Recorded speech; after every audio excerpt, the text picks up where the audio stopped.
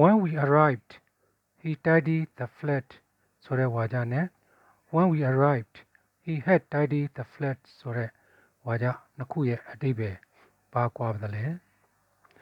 ပထမဝါကျမှာ when we arrived, he tidied the flat.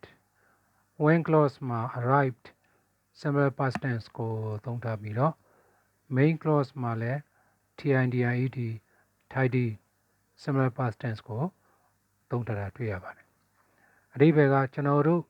ရောက်တဲ့အခါမှာသူအခန်းတန်ရှင်းစတင်လုပ်တယ်ဆိုတဲ့အဓိပ္ပာယ်ဖြစ်ပါတယ်ဒုတိယဝါကျမှာတော့ when we arrived, he had tidied the flat. when clause မှာ simple past tense ကိုသုံးထားပြီးတော့ main clause မှာ